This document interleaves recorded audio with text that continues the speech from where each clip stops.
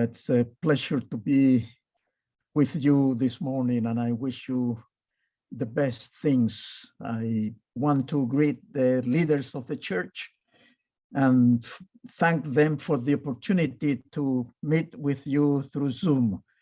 And I pray for the pastors that the Lord may protect them in their ministry and guide them and be with their families. We owe much to you, pastors. And I pray that the Lord will continue to use you every day and protect you. This morning, I was asked to talk about the church and congregationalism. Now, the topic of the church is a very important topic, not only for Adventists, it's a very important topic in the Christian world. And Christianity has been from the very beginning trying to understand what is the church? What is its nature and its purpose? And Adventism, we find ourselves in the 21st century waiting for the Lord to come.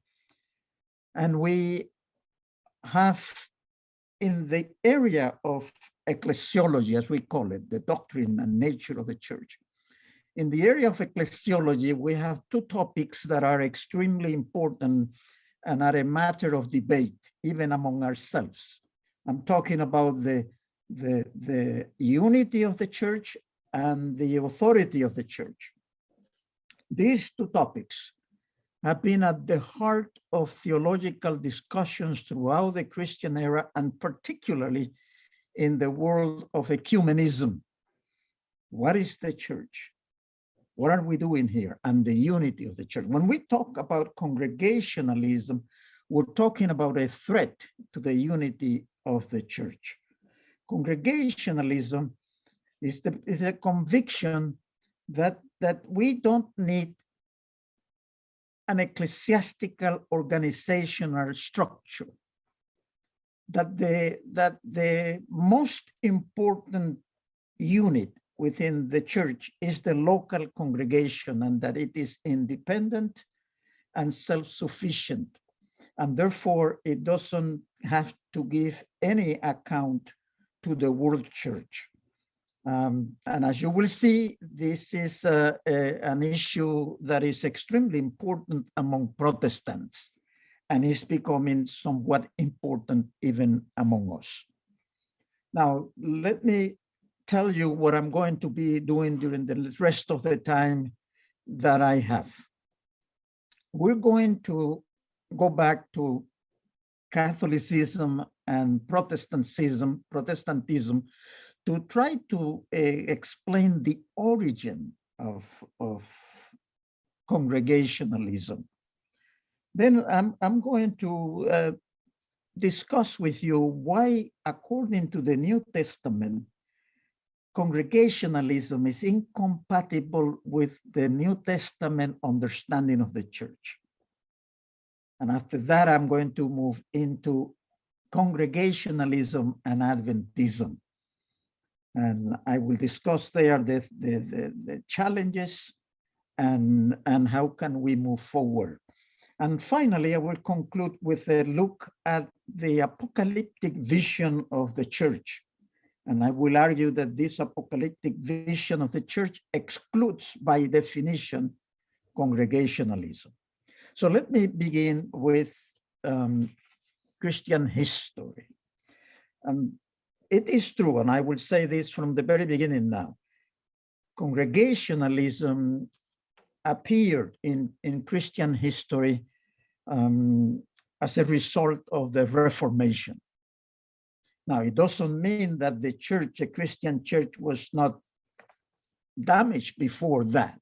Of course, the unity of the church had been compromised by the Catholic Church, which at that time represented the Christian church. So the Catholic Church constituted the church as an ecclesiastical hierarchical structure, founded, based on apostolic succession. And that gave to the ministry of the church tremendous authority. In fact, the ministry was the church. And this huge structure controlled everything and imposed by force dogmas and ideas. And very early in the Christian church, this huge ecclesiastical structure condemned believers, true believers, persecuted them, and even killed them. But this was all happening within this structure. The church was visibly divided in about 1100 after Christ. This is the time when the Catholic Church is divided. There's a separation from the church in the East and the church in the West, and they took different roads, and the Orthodox churches came into existence. So there was a visible split in the Christian church. The Catholic Church remained united under this huge structure. And within that structure, you have individuals who really loved the Lord and who wanted the church to go back to Christianity. And they tried, but many of them perished, died, burned, killed within this ecclesiastical structure. So the ecclesiastical structure was within itself divided on the basis of apostasy to the church. And here, there is something that for us to learn. There are many things that we can learn from church history, but there is one thing here that we need to keep an eye on in order to preserve the unity of the church. And it is this: we should never negotiate the message that the Lord has entrusted to us. We should never negotiate it. It's not ours, it was given to us. But we should be always willing to negotiate personal opinions about anything else, because those are the ones that divide us. So we take this from the history of Christianity and the apostasy. Now, in the Protestant world, the situation was very complex. Protestantism finally set to this huge ecclesiastical structure. It said to them, we don't need you. The Catholic Church is in apostasy. It rejected the gospel, and we are pulling out from that ecclesiastical structure. We don't need you any longer. You are in apostasy. And that's how the Protestant churches came into existence. Protestantism never created an ecclesiastical structure, an organizational structure. No. And Protestantism became the mother of Congregationalism. You have many denominations coming from Protestants, from the Reformation, many of them. And this thing continues, is still mushrooming, so to speak. And so the Protestants had a problem with the church. If the church is no longer the ecclesiastical structure of Catholicism, then the Catholics asked Luther, well, then where is the church? Show me, where is the church? And among the answers, the most important one that Luther gave was, the church is the place where the gospel is clearly proclaimed and where the sacraments are properly performed. So this is the church for Luther, and it has been accepted by many other Christians. The church is the place where the gospel is properly proclaimed, the sacraments properly performed. So the question is, where is that happening? Where are these two things being done? And the answer is the local congregation. That's Congregationalism. They don't need an ecclesiastical structure. If these two things are being proclaimed in the local congregation, that's where the church is. So they have to define the biblical doctrine of the church in terms of congregationalism, because there was not an organizational structure. And you find this throughout Protestantism.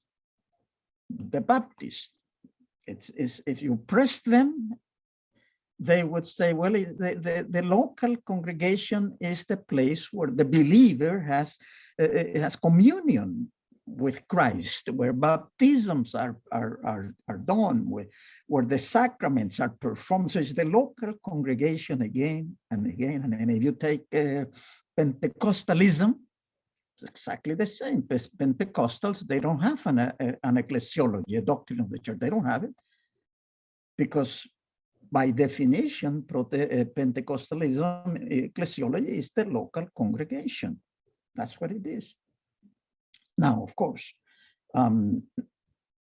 even among Lutherans, you do have what they call alliances of churches or federation of churches. And the churches come together and they make plans that they can do together, things that they can do together. But this is not a global ecclesiastic structure. For sure, it isn't. In fact, I have to tell you this. The only global church is the Catholic Church. They have only one church. And the second one is the Adventist Church. We're both global churches with organizational, ecclesiastical structures guiding. The only two. The rest is a corrupt structure in Catholicism, and then multiple local congregations doing what they think they should do, believing what they want to believe. So this is the setting in which we Adventists exist, a Christian world that is divided in pieces. And what are we doing here? Well, now listen to this. This is important. We, the Remnant Church, I believe, we are proclaiming that the visible unity of the church, the global church, is possible. That the church that is fragmented in the Christian world can achieve global unity. This unity can be visible. And we believe that this will happen and before the coming of Christ. This will happen before the coming of Christ, because the Lord is gathering now through the proclamation of the three angels, the eternal gospel. God is gathering his remnant. And at the end, the remnant, the universal church, will be visible. And that's what we believe. Now, when we talk about this congregationalism and we look to the New Testament, I will tell you this, it's not found in the New Testament. Congregationalism is an ecclesiology created by Protestants to justify the fact that they have the right to exist as the Church of Christ, but it's a fragmented ecclesiology. Now, if you look to the New Testament, we don't have time to get into the details, so I'm going to concentrate on the metaphors, some of the metaphors used in the New Testament to refer to the Christian church. And I'm going to go to Jesus. Jesus refers to church members as sheep. That's what we are. Many, or many sheep, many. And then he says, but there is one pastor. There is one flock.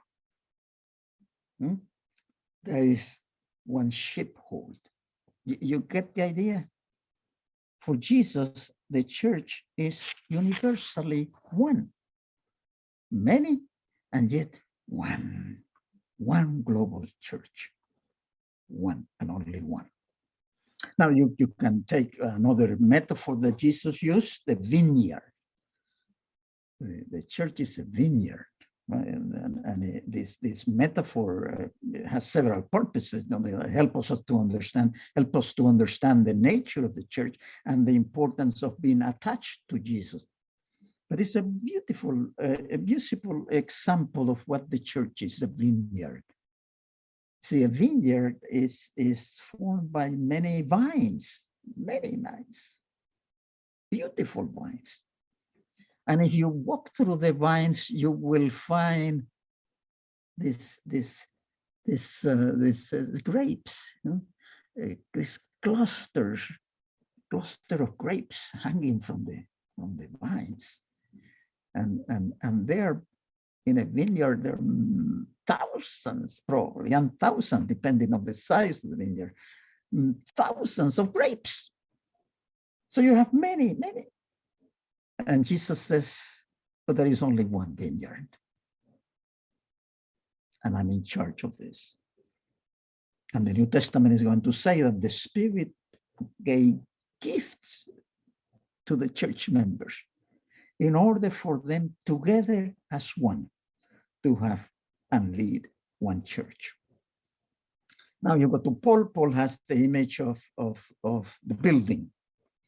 Paul says the church is like a building, like 1 Corinthians, chapter 3. You have many stones and many pieces of wood. But at the end, what do you have? One building. It's like a temple. He also says it's like a temple. You're building a temple and there are many stones coming together. But at the end, you have one temple. You don't have pieces of stones claiming to be temples. It's only one. And of course, the image that we use more often is the church is a body, the body of Christ. This is very common. You have it in 1 Corinthians 12. And Paul uses this image in a very significant way to emphasize the unity of the church. And he says there's many members, hands, fingers, eyes, nose, ears, these are the members, but they together constitute one body.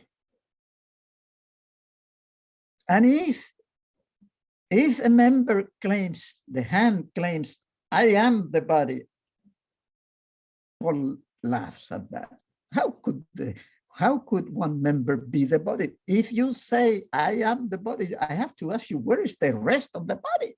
This is in chapter 1 Corinthians 12.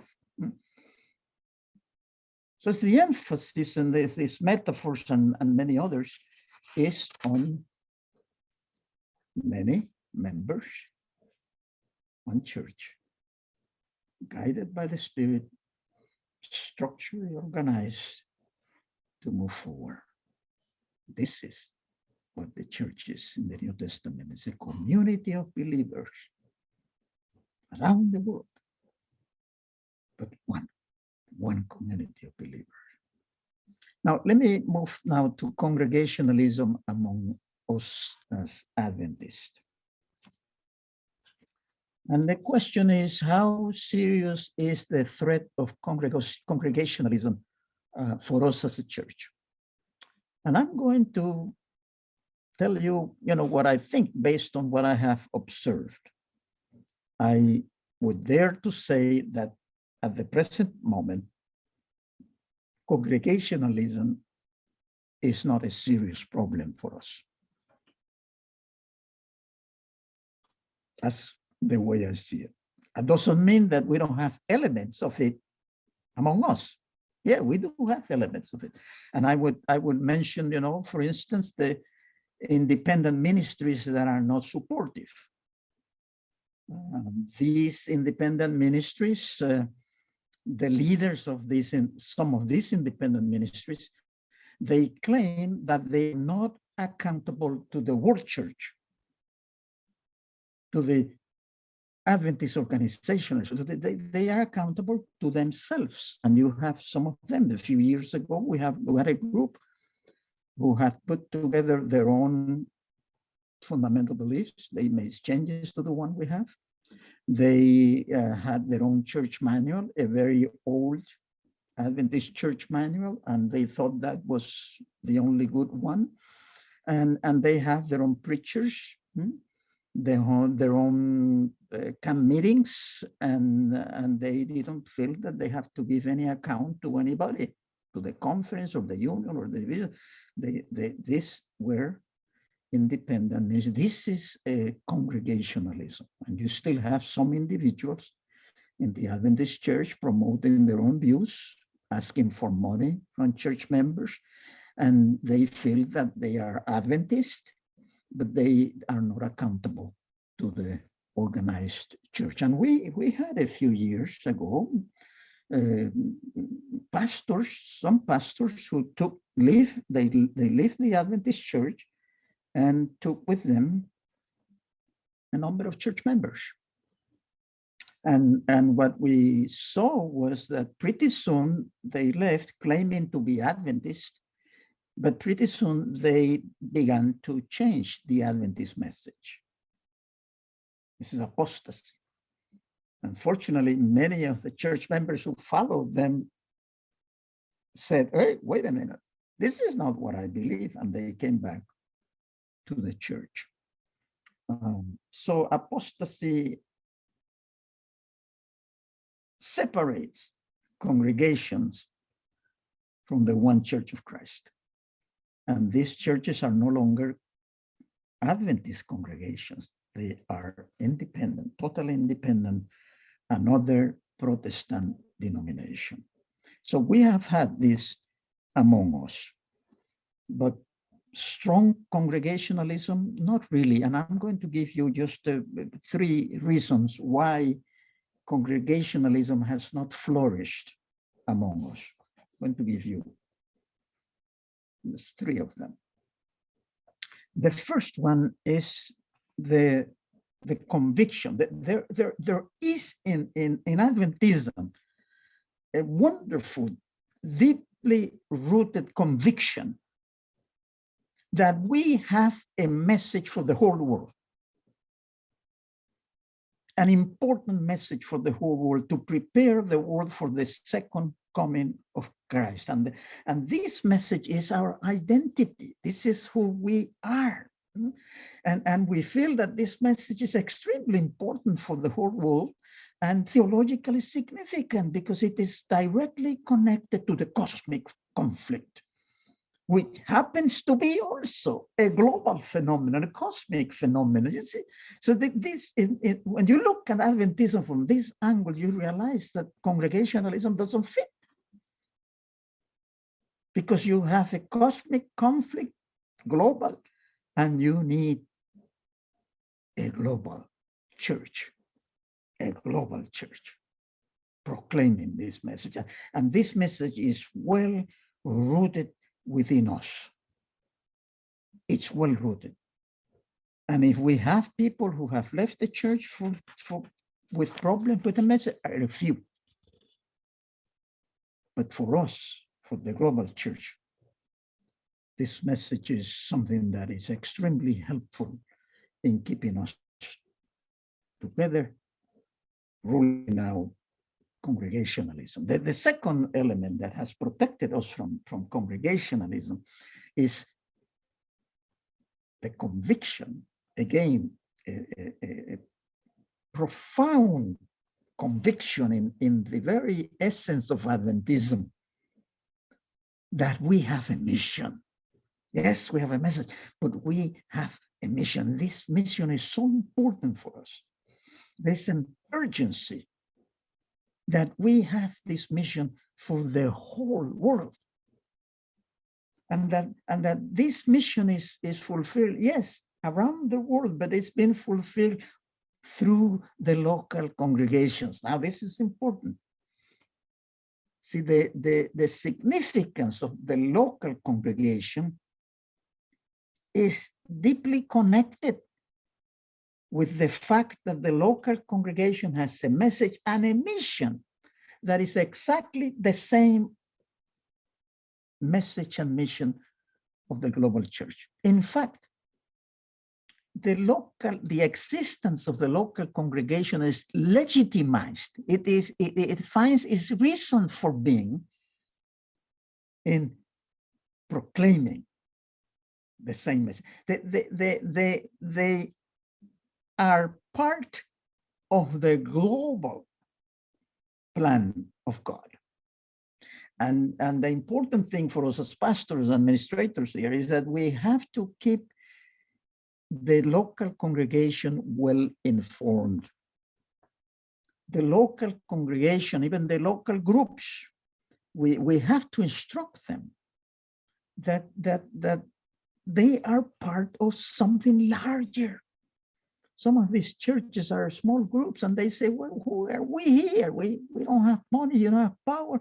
Well, let them know that they were raised there by Jesus Christ to be part of the community of believers around the world, that their identity and their mission is embedded in the identity of the global church.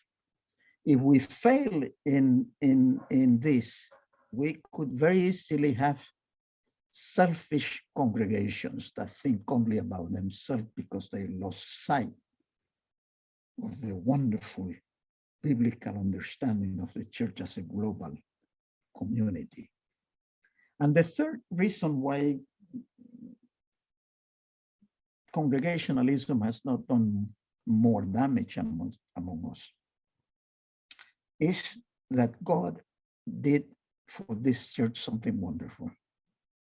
He gave to Adventism, he raised among Adventists a living prophet. This is, I mean, sometimes I say to myself, we Adventists probably don't really realize how important this is. You know, the Lord was talking to this church personally through a prophet, confirming the message that came out of the scriptures. And at the same time, guiding the church in its organization, guiding it and telling us we need the medical work, we need the educational work, we need the printing page, we need to put all of this together in order to fulfill our mission. This is a wonderful gift that the Lord gave to us. And when it comes to the organization, the global organization of the church, she says very clearly, the church was organized for mission. See, this is the fundamental purpose of the organizational structure of the church. Mission. We need a global ecclesiastical structure to help us organize the global mission of the church. And this is happening all the time. In the local conference, the unions, the mission, the division, at all levels. This is happening all the time. Mission, mission, mission. It's at the very heart of the organizational structure. And these three elements, I think, has been very helpful to the church. And of course, in the case of Ellen G. White, those who want Congregationalism, they have to undermine the authority of Ellen G. White and accuse her of not being exactly a prophetess. And this has happened. Yes, many attacks. You heard already Alberto Tim telling you about the spirit of prophecy. Yes, But the good news is that the Adventist church, the global church, has never questioned the prophetic role of Ellen G. White. In every GC session, every one of them, and this one that is coming, you will see it, the global church reaffirms the conviction that the Lord spoke to us through the prophetic ministry of Ellen G. White. This is a wonderful thing. It's a glorious thing. The church has never questioned the global church. And this has helped us to be together. Now, let me tell you a little about the fact that we do, in spite of all I've said to you, it doesn't mean that we're immune to Congregationalism. We have elements of it. And what we have is what I have called soft Congregationalism. It's not the open Congregationalism where an Adventist church says, I am an Adventist church, but I don't want to be part of the organized church. I want to go on my own, but I'm an Adventist church. We don't have that. What we have is something more settled. And I call it soft Congregationalism. What is this? I'm going to give you 4 characteristics, very briefly, 4 characteristics of soft Congregationalism, because it's not that visible. The first one is the pastor or the church elder decide to formulate their own plans for church growth or for church nurture, and they don't pay any attention to the plans and activities organized by the conference, the mission, or in other words, they don't listen to the organizational structure and the plan for mission that the church has provided for them. They say, no, well, we do our own thing. We know how to do the things. You go and do that in other church. My church, we have a different plan. You see what is happening? It's pulling away from the organized church, not openly, but it's doing it. Now, the second characteristic of soft Congregationalism, as I call this phenomenon, is that the local leaders in these churches, they decide what to preach and what not to preach. And I have seen some of them saying, well, in my church, I don't preach about the Adventist doctrines, the distinctive Adventist doctrine. This is not for me. I preach, the gospel and no distinctive Adventist doctrine. And I don't teach them. I'm not opposed to, you see how they say, I'm not opposed to them, but I don't do it. See, they have just a verbal commitment to them, but in practice, they are pulling away from the organized church. And the third characteristic has to do with money. These churches begin to debate, sometimes with a conference. Well, we need more tithe to stay here. This church is growing and the offerings are not enough. So we need to keep some tithe in order for us to continue our work. And so they argue with the conference, and there are divisions among them. And the final characteristic is the leaders in these congregations, they begin very carefully to criticize the organized church and how they are misusing the money or they are not doing the work that they should be doing. You see, they don't pull outside the church, they stay inside, but they are doing their own thing. They are not listening to the global organized church. Now, I think you will find this type of congregationalism in different places in the world. And probably in your division, perhaps your unions, you may find a church here and there. There are not many, but you may have a church here and there where the pastor feels this way. And they stay attached to the church because for them, this is important. This is a source, but they are running their own program. And how do you deal with this? It's very difficult. It seems to me that programs like this, Bible conferences like this, where we put these things on the table and we speak openly about them, could be very useful, because these pastors need to understand clearly biblical ecclesiology and the importance of working together, planning together, moving forward together in order to fulfill the mission that the Lord has entrusted to us. So these kind of meetings are useful and very good. I think we need also to use BRI or the Ministerial Association to promote this biblical understanding of the church. And we also need to make sure that in our colleges and universities, in the theology programs, the teachers make it clear to the ministerial students what is the church, the Adventist church, the unity and the mission. If we put this emphasis, this type of soft congregationalism will not grow, and we will keep on working together. Now, if the pastor doesn't want to listen to you, then you don't have much to do. You will have, as leaders, you will have to explore the possibility of ecclesiastical discipline.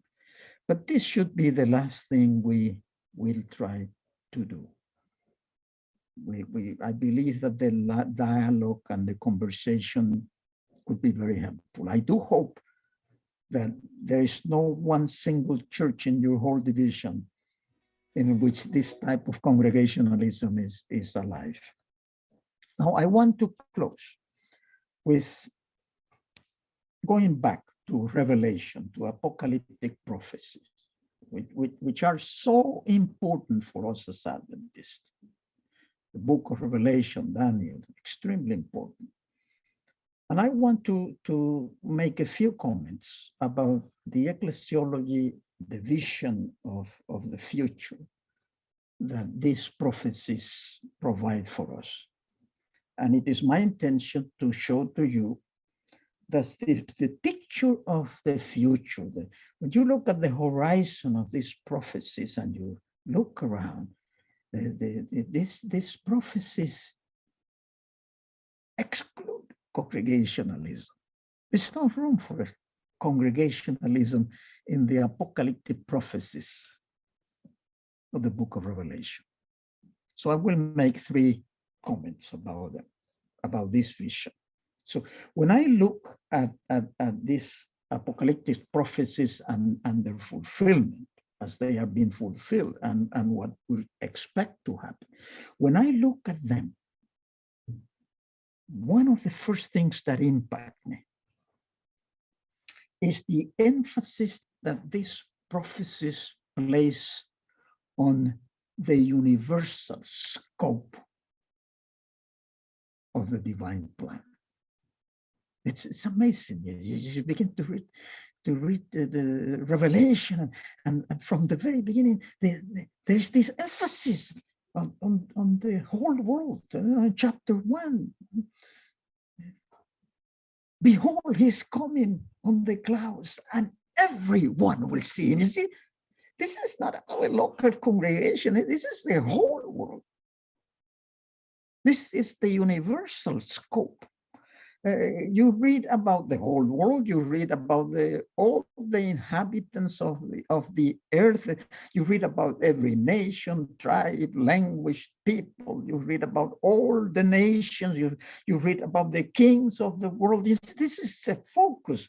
This the globe, the totality of humanity, because the message, the prophecies are not directed to a particular nation in one place, only. This prophecy is not for a local congregation only. This is addressing the whole world. And this is not new. Because the divine perspective from the very beginning of the Bible has always been global. God has not excluded anybody global. In Genesis 1, he is thinking in global terms. It's creation, the creation of the whole cosmos. It's the whole thing. God always looked at this planet as one. And when he called Abraham in chapter 12 to be his servant, he said to him, in you, I will bless all the families of the earth. You see the universal scope from the very beginning. And now at the end, in the book of Revelation, this is emphasized again and again and again. This global scope. The message of the book is not only for Catholics or for Orthodox or for Protestants.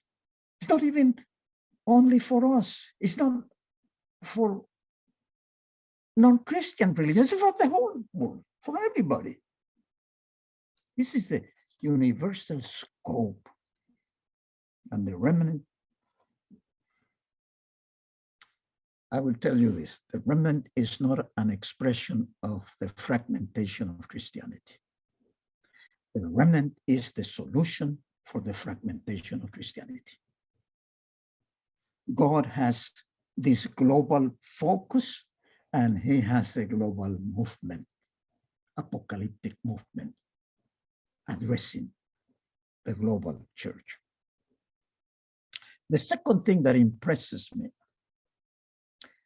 with respect to apocalyptic prophecies is that God's last message, this last message that we proclaim, will polarize the human race. Are you listening? It's not that it's going to polarize Indonesia. No, it's going to polarize Indonesia, and it's going to polarize India, and it's going to polarize America and South America. The whole world is going to be polarized. This is not room here for a congregation here that is trying to exist by itself. This is polarization of a global nature. People will have to choose for Christ or against Christ. They have to choose the mark of the beast or the seal of God. They have to choose between worshiping Christ and God or worshiping the beast and its agents. They have to choose between being citizens of the New Jerusalem or of Babylon. You see, this is a polarization of a global nature. They have to choose between the gospel based on faith in Christ or a false gospel of Babylon that is being proclaimed throughout the whole world. So no one is going to be able to remain isolated, separated from the rest, as if nothing is happening around me. No. This is this global vision of the church, a message that will force everyone to make the final choice. And out of that will come the visible apocalyptic church of the end that keeps the commandments of Christ and have the faith of Jesus. Only one, nothing else. And the third point, when I look at the horizon of apocalyptic prophecy and their fulfillment, what impresses me is that the opposition to God and his remnant people consists of a global expression of spiritualism. The opposition to God's global remnant people will come from a global spiritualism Why is this important? Spiritualism will almost deceive the world.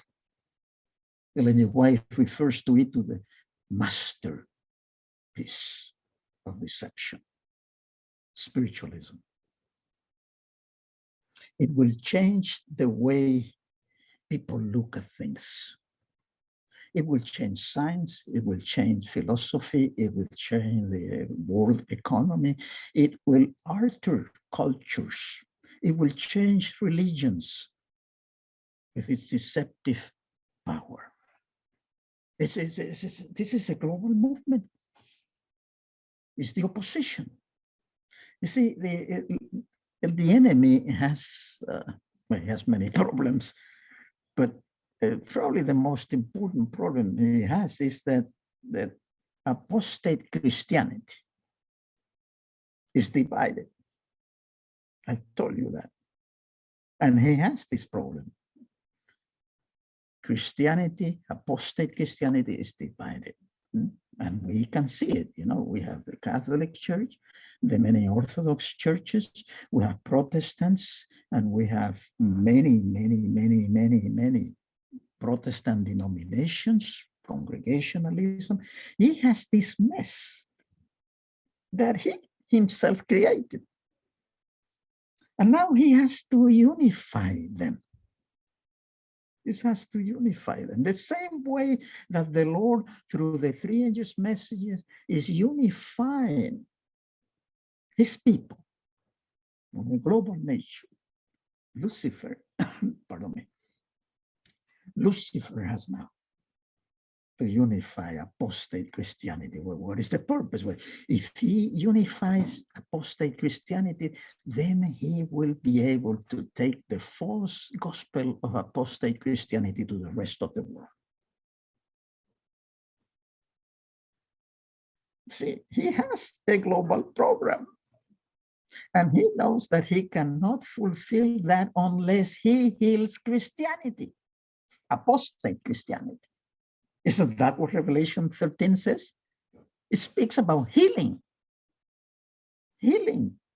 apostate Christianity, and he's going to do it through spiritualism, miracles of a nature that perhaps we cannot even begin to imagine. He's going to unify them. He has a global program. And so do we, under the leadership of Christ. So in the program, Lucifer Congregationalism has no room. They will have in some way, somehow, to be unified in the proclamation of the false gospel to all the nations of the earth. This is the apocalyptic vision. With respect to Congregationalism, no room for it. No room for it within the remnant people of God, to whom the Lord will give the Spirit in a wonderful way. Lucifer will act, God will act. So I close. The unity of the church. When I look at the global church, I am amazed.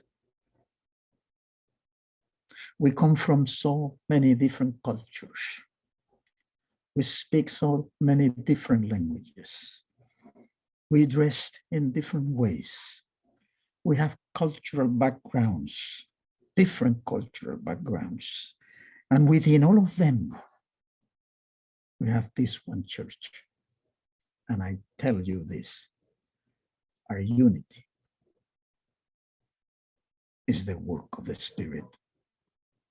No one, no human being, no, it doesn't matter who he is or she is, can take credit for the unity of the church.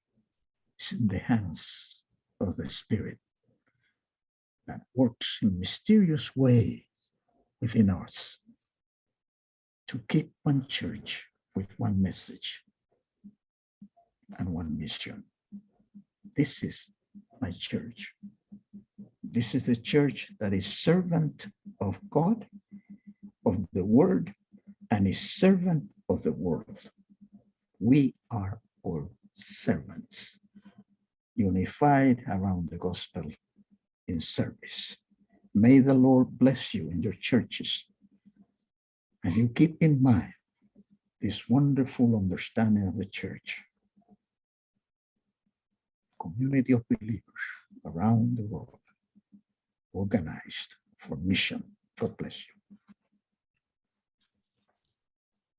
Thank you very much, Dr. Angel Rodriguez, for this very important and wonderful presentation. If Elder Mandelang is okay, we can probably ask the questions that have come in, and then move to the second presentation. And after the second presentation, we'll have questions regarding the second presentation. What do you think, Elder Mandelang? I think it would be better. Yeah, like Okay. what yesterday. Okay, let's go this way. And Dr. Angel Rodriguez, there are a number of questions.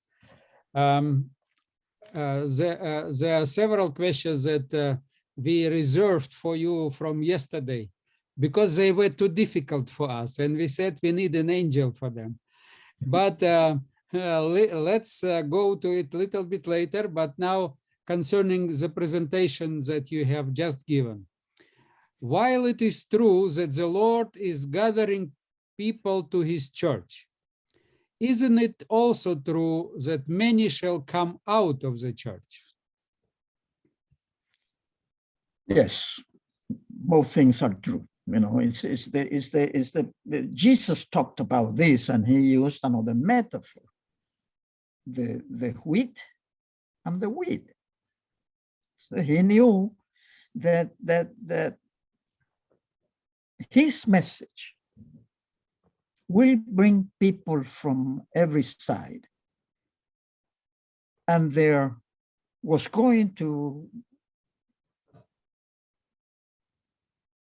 be, they were going to be like seeds that they begin to grow together. And at first you see the little plant and you cannot distinguish it from the, you cannot distinguish the wheat from the weed. And Jesus says, just leave it alone, you know, time will take care of that, the Spirit will take care of that, and then there's going to be a separation. Yes, it's going to happen. And that's why it is important for us as pastors to affirm the church members in our message. You need to instruct the church members on what is it that we really believe. What is it that we're preaching around the world? And if they are rooted in Christ and in the message of Christ, they will not be among those who will live. They will not. They will remain united to Christ. Yes, the answer to your question, yes, there's going to be a separation. Thank you very much. The next question is, the independent ministries claim that they are the invisible church, while the official Adventist church is a visible but a lukewarm church. What do you think about this claim?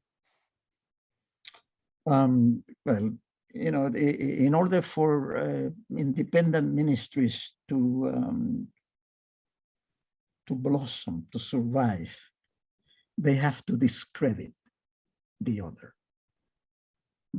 It's like in a war, you know, in order for you to unify the nation against the enemy, we depict the enemy as a monster, a very bad person that we have to reject, and this allows us to attack the other, and we all feel good, we're destroying the evil one. So this is exactly what these independent ministries are doing.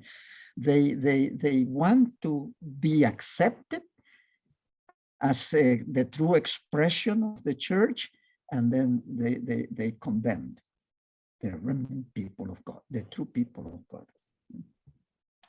They proclaim. Thank you very. Yeah, go ahead. That they have full message. Yes. There is another one. Considering the financial resources coming from the local congregation, when used locally, can create much impact in terms of spreading the message, therefore fulfilling the gospel commission much quicker. What can you say about this? Well, you see, we should not worry too much about these things. See, if you begin to worry about where is the money coming to fulfill the mission in my place, the mission here is growing slowly. You don't worry about those things. You try to do the best with the tools that the Lord has given to you. That's all you have to do. Fulfill the mission. Do the best that you can. Train the church members in doing the work of the mission. Don't worry about, we don't have the money. God owns everything. Just go out. Share the gospel. Buy words, buy Bible studies, and leave the rest in the hands of the Lord. How can we help our certain pastors to believe that the church, Seventh-day Adventist Church, is the only last day and true church, and not merely only one among many other churches before the second coming of Christ?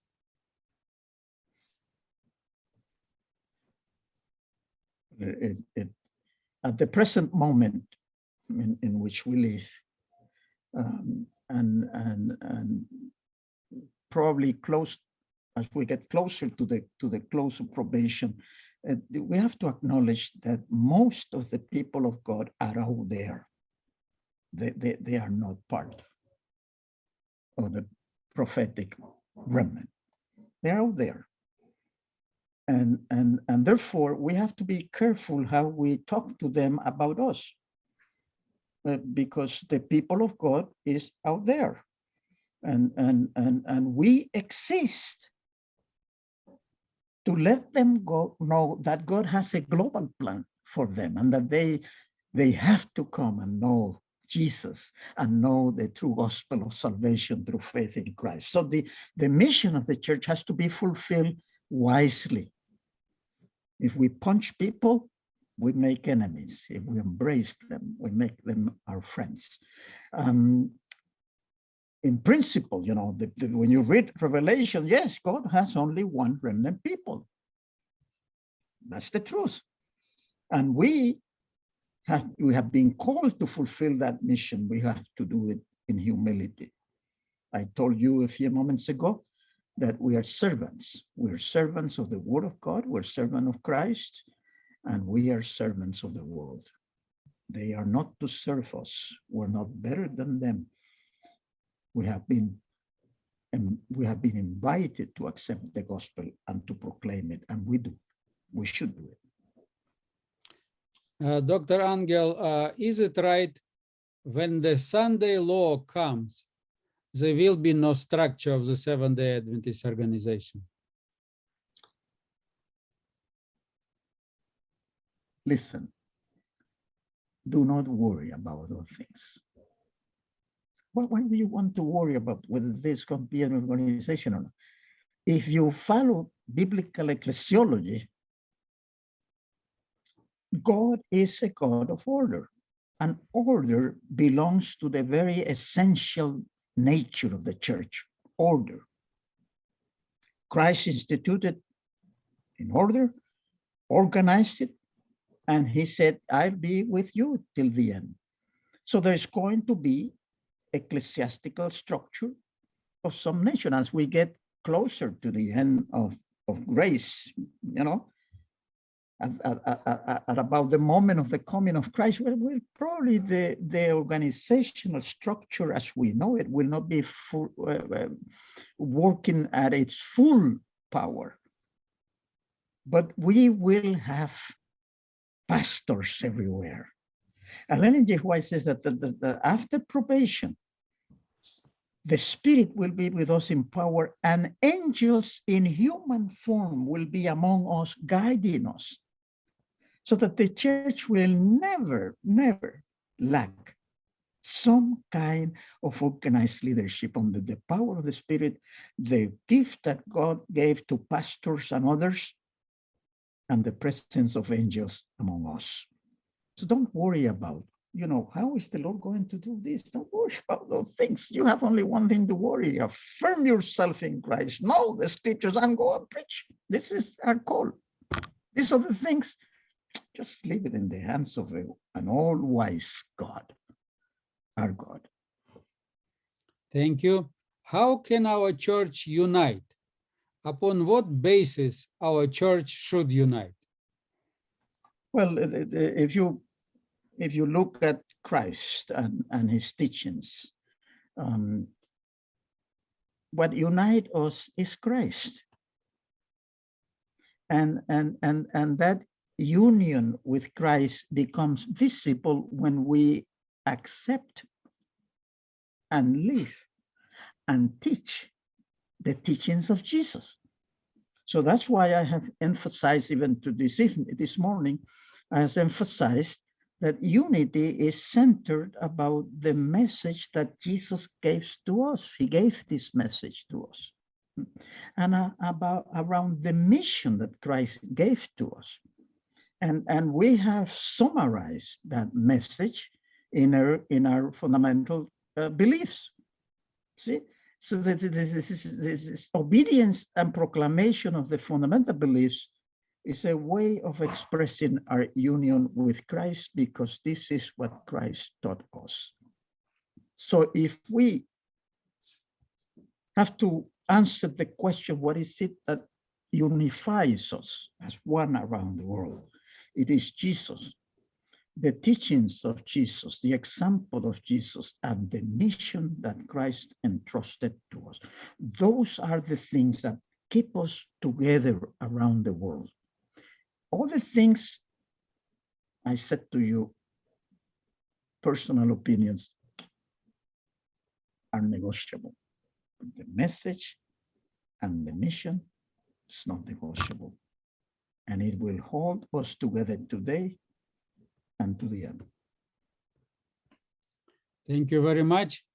Now, there is a question concerning GYC, Global Youth for Christ, GYC.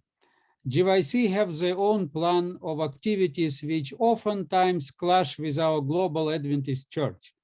What is our church's position on this?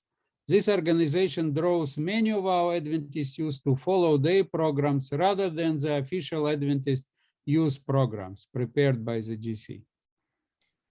Well, this is a sensitive issue in many ways, because emphasizing Jesus there's nothing wrong with emphasizing Jesus, you see.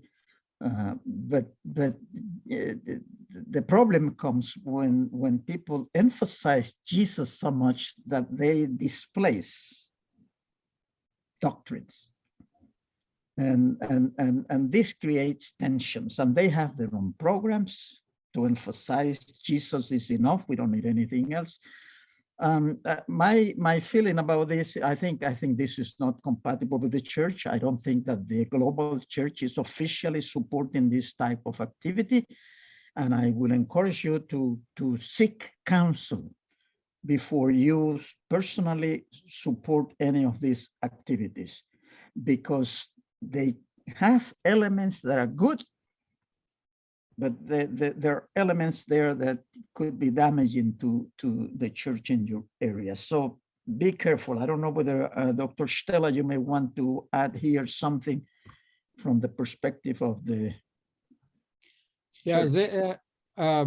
I think probably the one who asked the question means of the youth movement of ASI, Youth for Christ.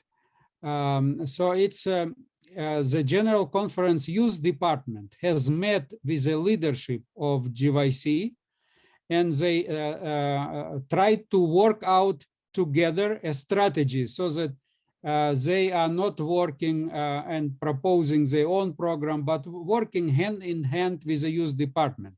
And they have come up with some real good solutions. And they have agreed that they will work together with the youth department, and whenever they go to the divisions, they will consult the leadership of the division, and they will consult the youth leadership so that they can work together. Dr. Rodriguez, you probably were referring more for, the one project. Right. Yeah, okay.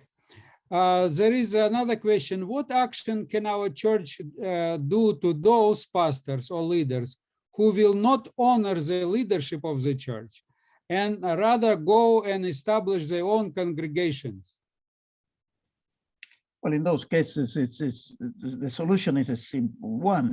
You apply church discipline, you exclude them from the Adventist global community of faith. Now, if I'm not sure the backgrounds of these questions, but if we're talking about people who are going and planting churches, and they do it independent of the organized church, what is needed is dialogue. This is what Dr. Stella was referring to. You have people who are doing these things on their own, and just go and talk and see how these problems can be solved. If the question is about congregations that are totally independent of the world church and the organized church, then there is some work to be done there that may require some ecclesiastical discipline. I'm not sure about the background of the question, Elder. Well, here is, before we go to the next question, someone wrote something for you to just have a small break. They write, "Thank you, Dr. Angel. You have a very nice jacket. It makes you look younger." Thank you so much. It's Another winter question. Yeah. Another question: is God's global plan channeled only through the global church structure? Doesn't he also communicate directly to individuals or even to congregations? Of course. I mean, the important thing is that the mission is being fulfilled. If everybody wants to do their own thing, the fulfillment of the mission may slow down. That's why we need the organized church moving forward as one community of faith. But of course, the Lord can use the local congregation here and there in ways that we cannot imagine. And we have churches in some parts of the world that are so far away from the conference of the mission that they hardly understand what are the programs, and yet the Spirit is using them in the fulfillment of the mission. What I'm saying is that these are singular, very peculiar situations, but the overall plan of God is to work through the global church and to keep us united in service and in assuming responsibilities as we perform the mission of the church. Thank you very much, Dr. Angel Rodriguez. We will now ask you the 3 questions that were left from yesterday. And after you answer, we will move on to the next presentation. And the question was concerning, what can you say concerning the lunar Sabbath? And then also concerning the name of God. Is Allah the same God that we name God? And marriage, divorce, and remarriage among Seventh-day Adventist workers and pastors. What can you say to it? Well, and you have only a few minutes and I have 4 minutes to answer the 3 questions. The lunar Sabbath is a new way of setting aside the biblical Sabbath. The lunar Sabbath teaches that the 7th day required by the commandment begins with the new moon. The new moon, you count 7 days, and that is the Sabbath. And then you count 7 days, and that is the next Sabbath. And then you count 7 days, and then you have a problem because the new moon comes again, and you have to begin again to count the Sabbath. In other words, they are teaching that the Sabbath is based on a lunar calendar. Well, this is not biblical. Not biblical. The problem there is that the Sabbath can fall on Monday, on Tuesday, on Thursday, hardly on the seventh day of what we call the week. So this is the problem, but it undermines the biblical Sabbath, because in the Bible, the Sabbath is not attached to the new moon. It's not. The Sabbath is something unique. It has nothing to do with the new moon or the solar calendar. It's by itself. God created in 6 days, and then the seventh day is the Sabbath, and from there on, the week came into existence. The week is not determined by the moon. Now, the second question is Allah. The Arabic name, noun Allah, is a common Semitic root. You find it in the Old Testament. You find El, Loha. It's basically from the same root. It means God. Okay. This is the linguistic phenomenon. So don't argue that it doesn't mean God, because in the Old Testament you have, the cognate, what we call the cognate, the similar Hebrew root, meaning God. And the question here is whether Allah is the same as the God of the Bible. And well, I have to tell you, no. This is, when you look at the character of this, the profile of these are different. But my suggestion to you is, don't get into these things as you try to fulfill the mission. I met with Muslims, and I tell them, Allah is a wonderful God, but I'm thinking about the Allah of the scripture, the Elohim, the El of the Bible. So it's the same word, and I can use it. And it's monotheistic as we are monotheistic. So we look for the elements that we have in common. And we enter into a dialogue with our good friends, the Muslims. So don't emphasize the differences. Look for a way to emphasize similarities in order to initiate the sharing of the mission of the church. And the third question, what was the third question? Remarriage of our workers and pastors. Well, you apply to the pastors what you apply to church members. That's it. We don't have a norm for church members and a softer norm for the pastor. You apply the same thing to both of them.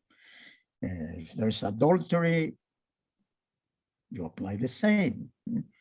If there is not adultery and the guilty party remarries, then can remarry. I don't know what is the background of the question, so it's difficult to address specifically your concern.